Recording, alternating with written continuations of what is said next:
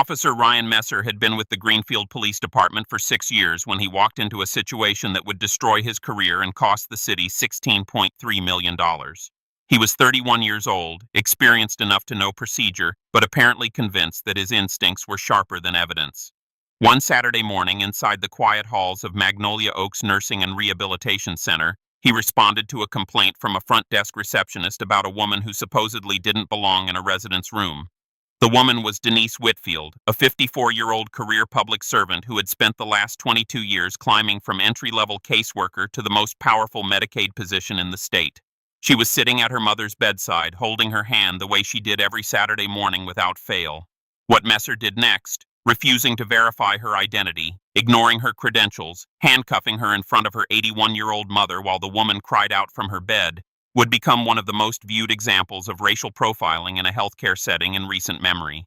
It would end his career. It would expose a department that had buried 9 complaints in 6 years, and it would force an entire city to answer for the systems that let it happen. A black woman in her mid-50s, Denise Whitfield, was sitting in room 214 of a nursing home holding her mother's hand on a quiet Saturday morning. Her state-issued ID badge was clipped to her jacket. Her visitor log signature was at the front desk. No crime, no disturbance, no violation, just a daughter visiting her sick mother.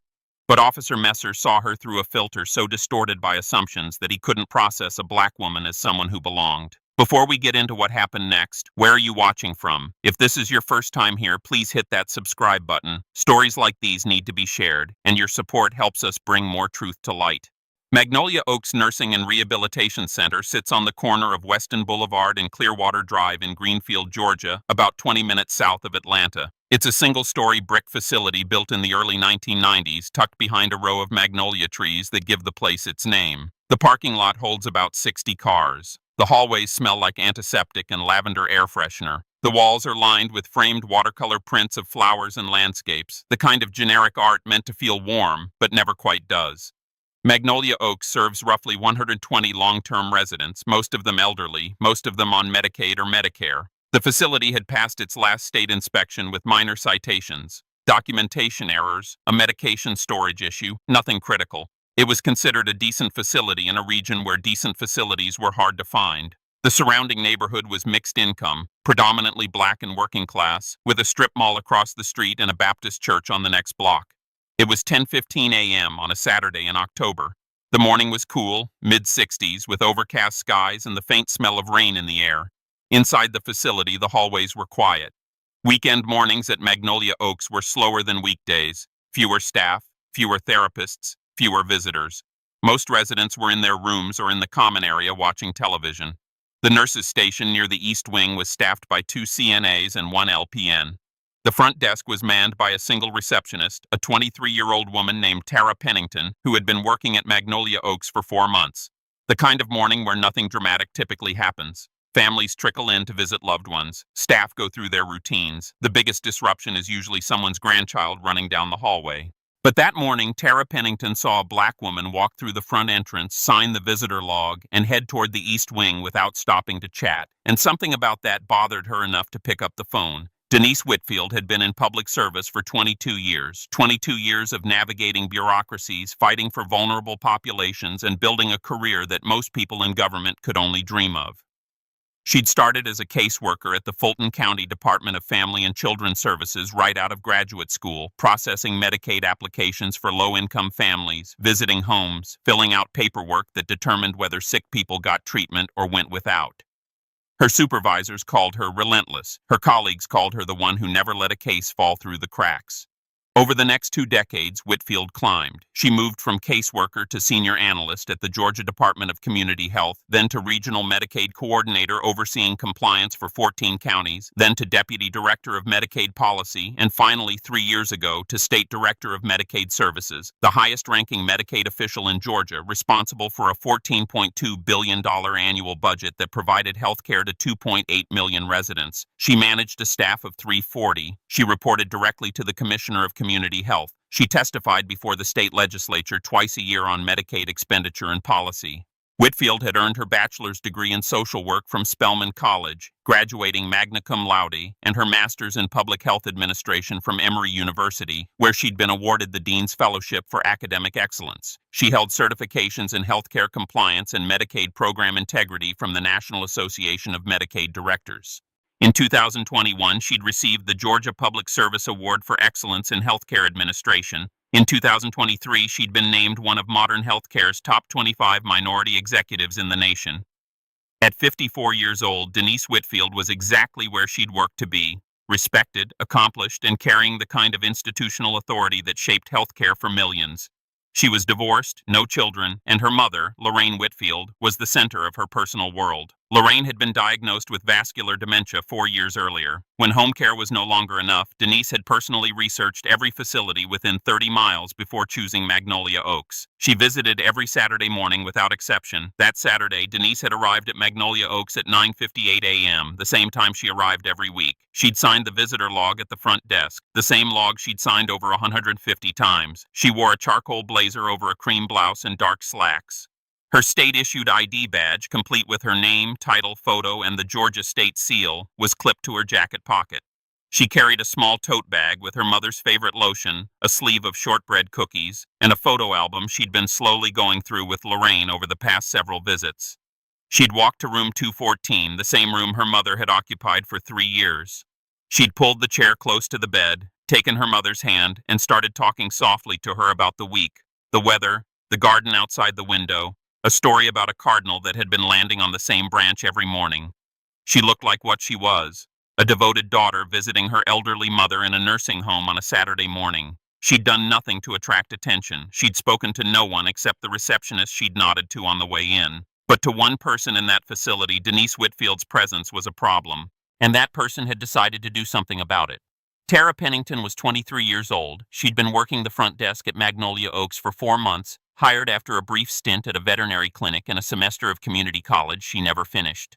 She was polite with most visitors, efficient with paperwork, and, according to 2 written complaints already in her personnel file, prone to questioning black visitors more aggressively than white ones. Her supervisor had described her in a recent evaluation as enthusiastic but sometimes overly vigilant about security matters beyond her role. That morning, Pennington watched Denise Whitfield walk through the front entrance, sign the log, and head toward the east wing. She didn't stop her. She didn't ask questions.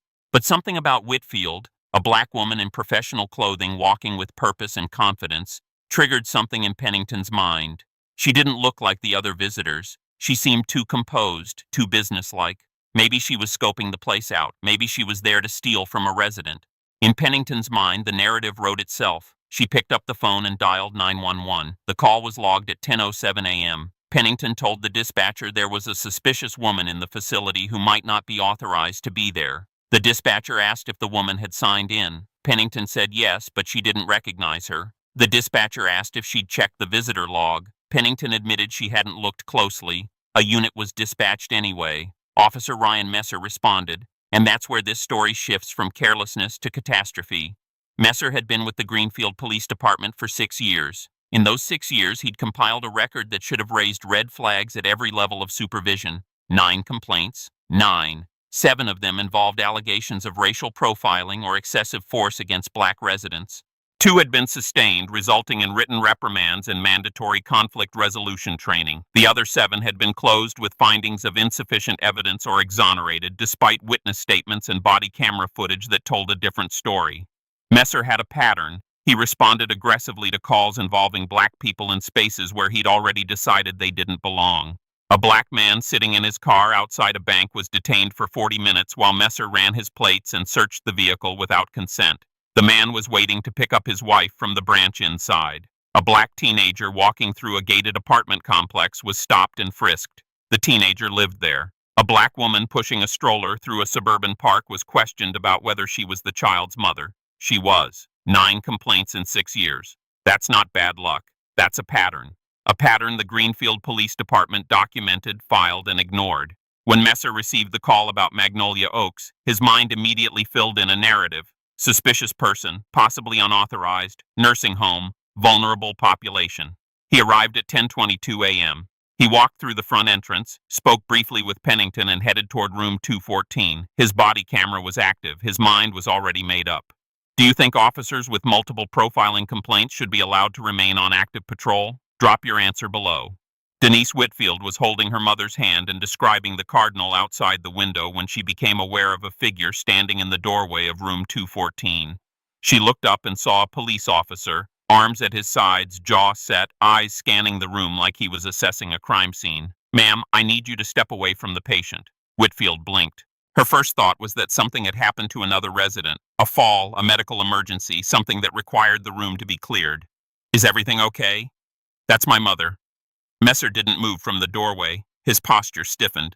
"We've had a report that you're not authorized to be in this room. I'm going to need you to step into the hallway." "Not authorized?" "I'm her daughter. I've been visiting every Saturday for 3 years. My name is on the visitor log at the front desk. It's on her emergency contact form. I'm listed as her healthcare proxy."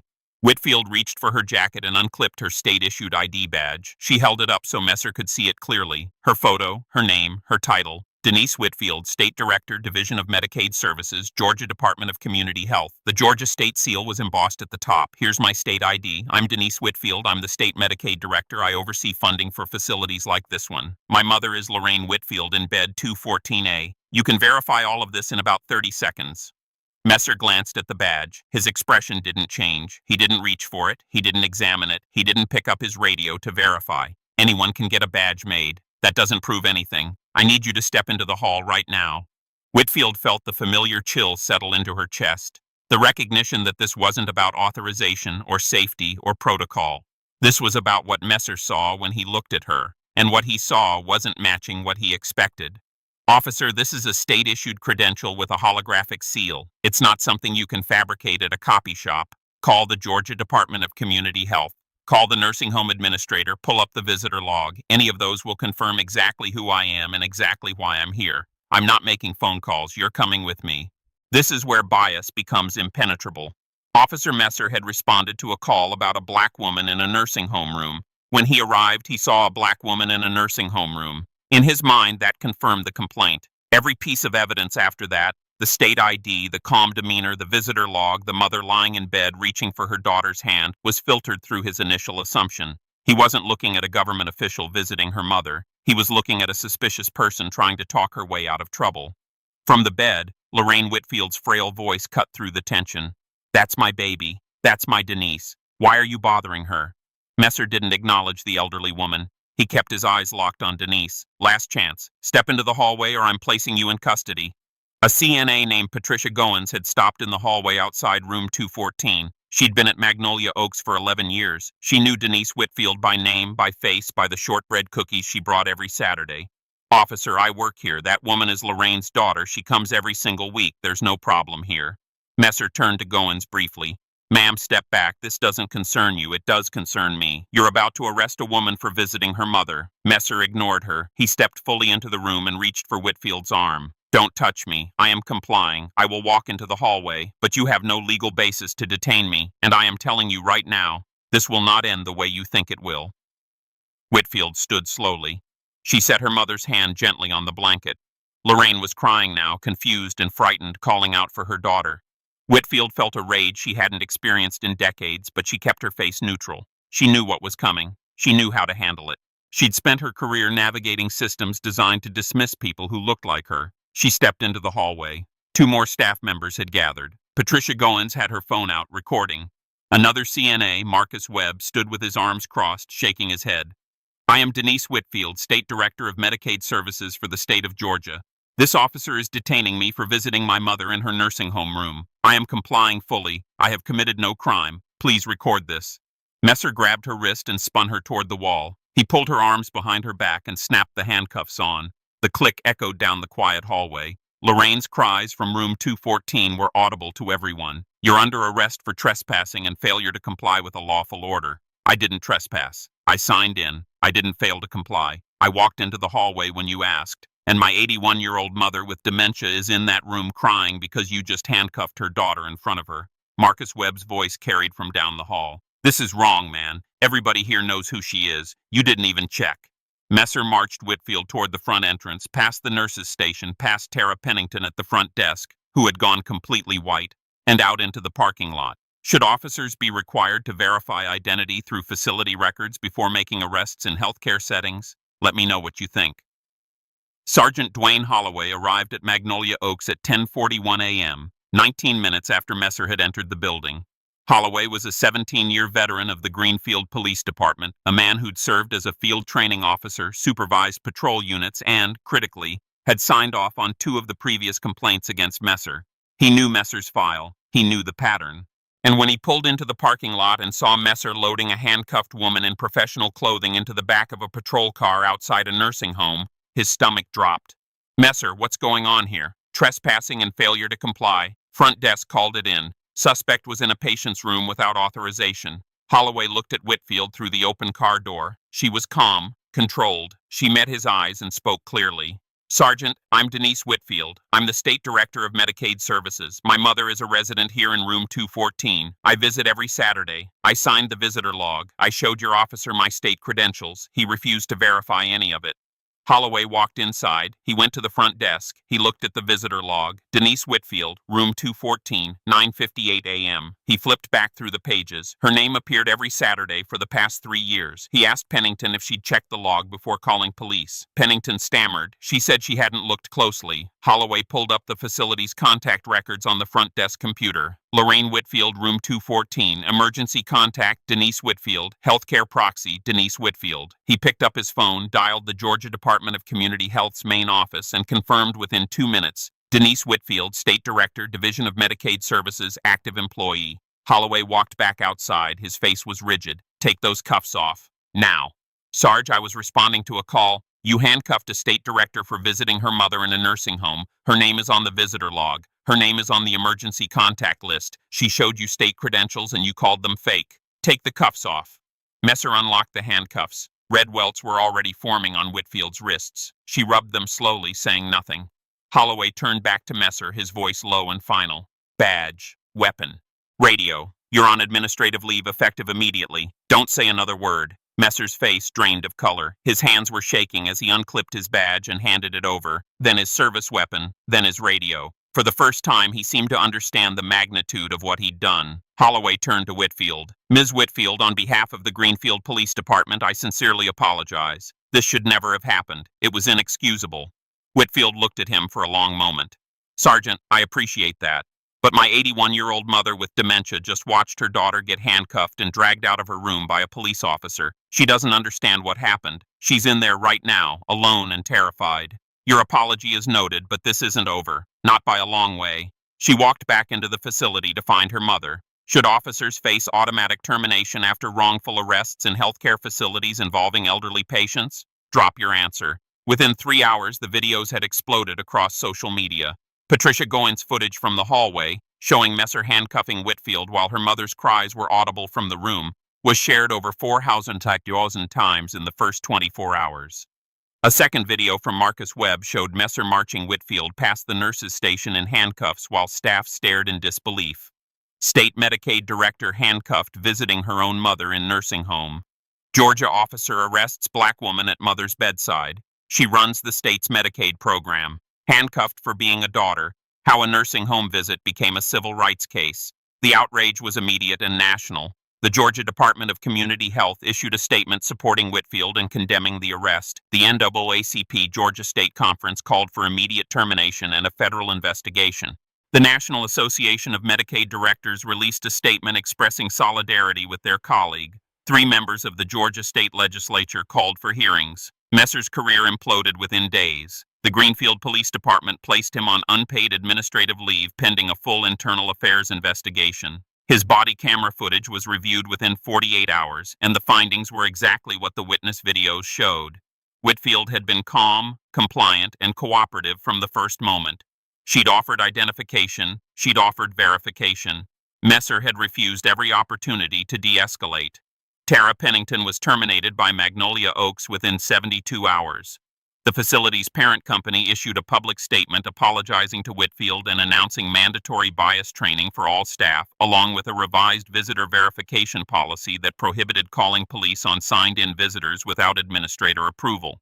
Whitfield retained the law firm of Kaplan, Osai & Rowe within a week. The lawsuit, filed in the U.S. District Court for the Northern District of Georgia, named Officer Ryan Messer, Sergeant Dwayne Holloway for supervisory failure and prior knowledge of Messer's complaint history, the Greenfield Police Department, the City of Greenfield, Tara Pennington, and Magnolia Oaks Nursing and Rehabilitation Center.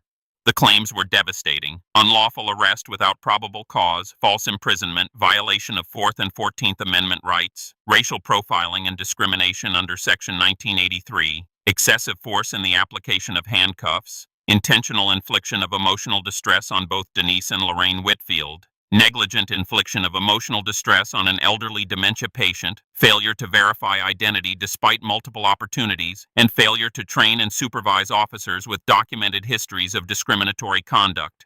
The complaint included Messer's complete record: 9 complaints over 6 years, 7 involving racial profiling, 2 sustained, 7 closed without meaningful consequence. The pattern was documented, exposed, and impossible to defend.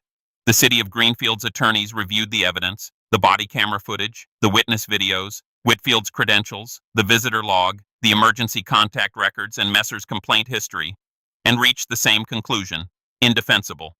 The city settled 11 months later: $14.8 million paid to Denise Whitfield by the City of Greenfield, $1.5 million paid by Magnolia Oaks' liability insurer. Total, $16.3 million. Officer Ryan Messer was terminated 7 weeks after the incident. The termination letter was final and comprehensive. Officer Messer arrested a state government official without probable cause, refused to verify legitimate state-issued credentials, refused to consult facility records, and handcuffed a visitor in front of an elderly dementia patient, causing documented psychological harm. Despite 9 prior complaints and multiple retraining interventions, Officer Messer continued to demonstrate discriminatory policing practices. His employment is terminated effective immediately. Messer's name was entered into the National Decertification Index. His 6-year law enforcement career was over at age 31. His police union reviewed the evidence, consulted with attorneys, and withdrew its appeal. There was nothing left to defend. Denise Whitfield testified before the Greenfield City Council 4 months after the incident. The chamber was standing room only. Her testimony was measured, clear, and devastating. I have served the state of Georgia for 22 years. I have a master's degree from Emory University. I manage a $14.2 billion budget. I oversee health care for 2.8 million people. I have been recognized nationally for my work. And on October 14th, I was handcuffed in a nursing home for visiting my mother. She paused. I signed the visitor log. I showed my state ID. I told the officer my name, my title, and my relationship to the patient. I offered him 3 separate ways to verify everything I was saying. He didn't check any of them. He looked at me and decided I was lying. Another pause. 9 complaints in 6 years, 7 involving racial profiling. That's not bad luck. That's not a series of misunderstandings. That's a pattern your department documented and filed away and did nothing about until it targeted someone with the resources and the platform to fight back. Her voice strengthened. $16.3 million is significant. It's accountability, but it doesn't undo what happened in that room. It doesn't erase my mother's face when she watched her daughter get put in handcuffs. My mother has dementia. She doesn't understand timelines or legal proceedings, but she understood fear. She understood that someone was taking her daughter away. And some days when I visit now, she flinches when someone walks into the room. That's what Officer Messer took from her. No settlement repairs that. She looked directly at the council members. If this can happen to me, a state director with 22 years of service, a state-issued ID badge, and my name on every record in that building, what happens to the grandmother who visits her husband and doesn't have credentials to flash? What happens to the home health aide who gets questioned about why she's in a patient's room?